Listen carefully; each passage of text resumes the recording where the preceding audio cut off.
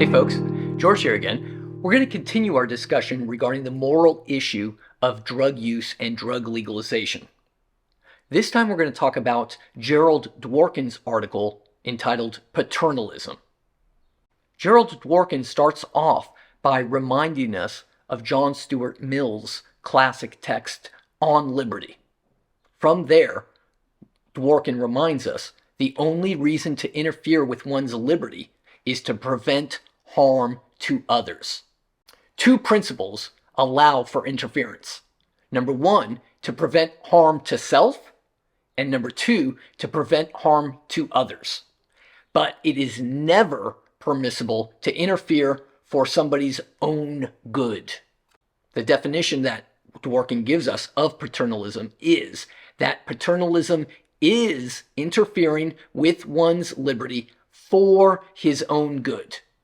Now, Dworkin gives us many examples of paternalistic laws that are in place in places like America. For example, safety helmets, laws that mandate safety helmets, laws that ban or prevent suicide, laws against drug use, certain professions like, for example, prostitution, Social Security laws. Social Security laws are paternalistic laws. Laws against gambling are paternalistic laws. Laws against dueling are paternalistic laws. So we've already got quite a few paternalistic laws in our society that we have. Now, Dworkin wants to differentiate between pure paternalism and impure paternalism. Pure paternalism, Dworkin says, is going to be restricting freedom for somebody's own good, whereas impure paternalism is going to be restricting freedom for the good of others. So, Dworkin presents us with a core question here. Is it ever justified to implement paternalistic measures? The moral claim is either we cannot coerce one to pursue his own best interests, or such coercion is more evil than the good it will produce. So we've got two reasons to argue against paternalism.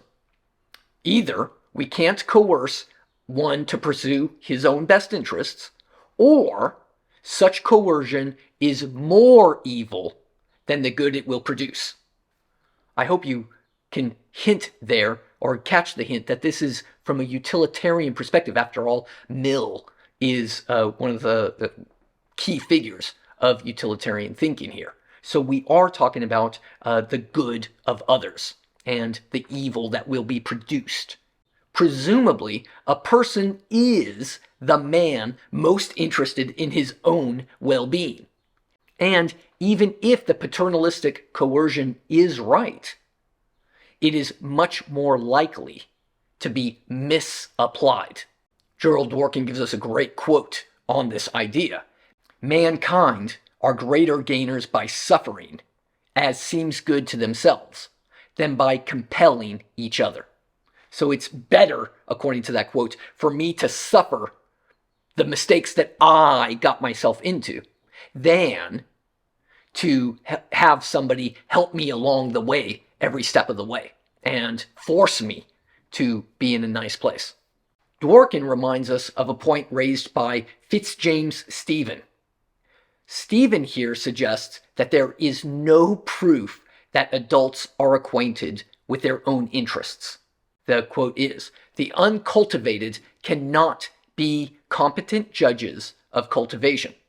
What is Fitzjames Stephen saying here? I'm trying to figure out how to say it politely. I don't think you can say it politely. Really, what Fitzjames Stephen is saying is that the majority of adults are far too stupid to know what is in their own best interest. Therefore, Fitzjames Stephen's ideas are going to be in favor of paternalistic laws. After all, this kind of builds on Mill's idea, right, that the principle of freedom cannot require that he should be free not to be free. Really, what Mill is saying here is that I cannot have so much freedom that I shall give up my freedom. Classic example of this is, I cannot sell myself into slavery. Well, what is the logic here? Well, since liberty is the grounds of everything we're saying here, we can interfere if you're trying to give up your liberty. Therefore, you can be coerced, or you can be stopped, rather, from selling yourself into slavery. So, what is the greater claim here? Paternalism is justified only to preserve a wider range of freedom for the individual. Here, Dworkin suggests that Mill contradicts his own utilitarianism. I tend to agree with Dworkin here that Mill does contradict himself when he argues for utilitarianism on one hand and liberty on the other hand, but that's a discussion for another day. Let's focus on what Mill is saying about liberty here.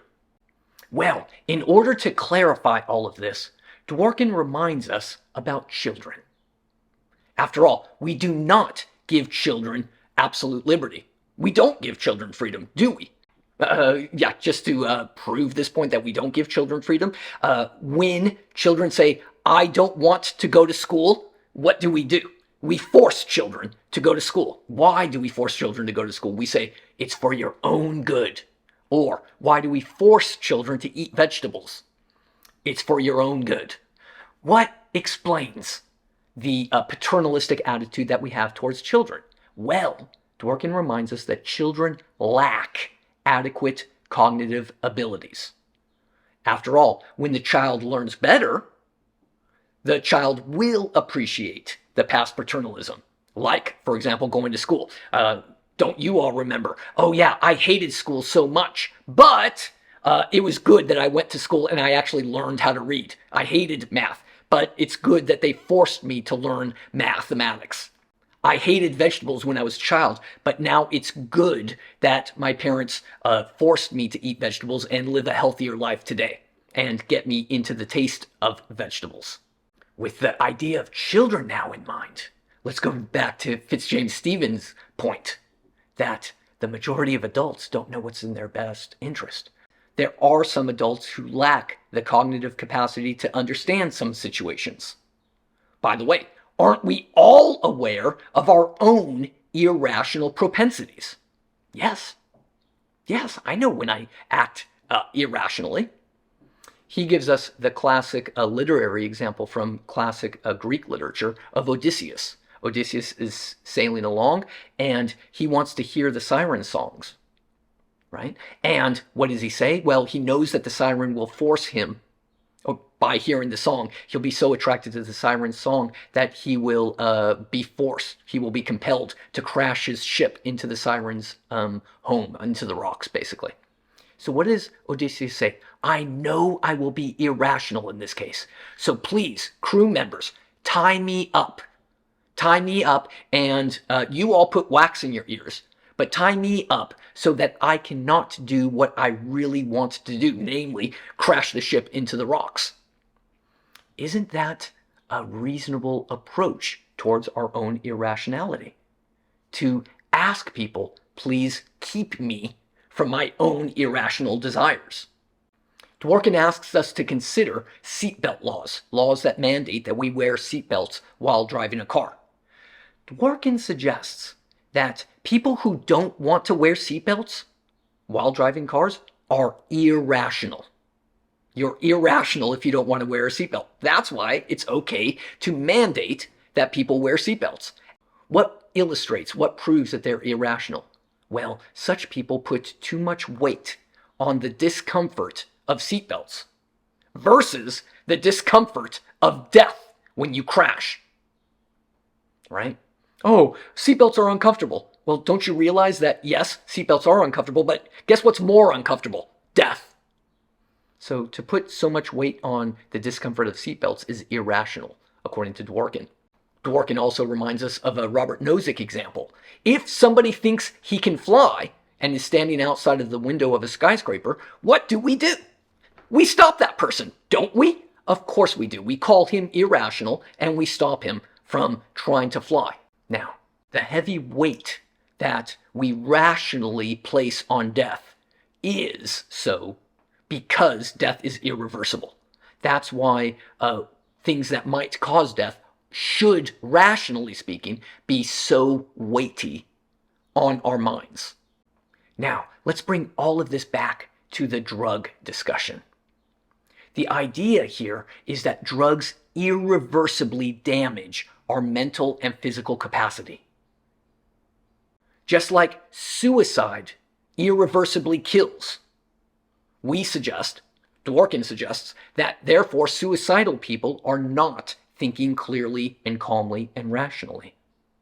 So, it would be prudent for us, as rational people, to act like Odysseus sometimes and say, wait a second, stop me from being irrational, right? Especially when the act is irreversible, like death, or like permanent damage to my mental capacities. Okay, all that said, Dworkin acknowledges that specifying which cases are sufficiently irrational is very, very hard, right? When is paternalism therefore justified? Well, clearly he's already said that wearing seatbelts is reasonable paternalism because those people are irrational when they put so much weight on the discomfort of seatbelts. Now, Gerald Dworkin is going to say, of course, you can understand the value of racing cars. After all, racing cars might define who you are. There are professional race car drivers. Even more, there are professional mountain climbers or bullfighters or all sorts of other dangerous activities that we do. And Dworkin is going to say, we understand that certain life-risking endeavors, like car racing, for example, are so important to defining who I am as a person, who some people are as people. But being a car racer doesn't mean that you should not wear a seatbelt. After all, wearing a seatbelt doesn't diminish the value of car racing, not to a great degree. You could still race cars and get all the beauty and all the flourishing life that comes from racing cars with a seatbelt, right? And that's why Dworkin doesn't want to interfere with these life-defining activities, right? But that's not the case for motorcycle helmets or seatbelts, right? Those aren't life-defining activities, whereas car racing might be. So it is reasonable to be paternalistic when you are being irrational. He acknowledges that that's all hard, but he does think there is space for paternalistic laws. Are drugs really as irreversible as Dworkin suggests, though? Well, that's for you to consider. But at least we have the groundwork to justify some paternalistic laws. See you next time. Bye-bye.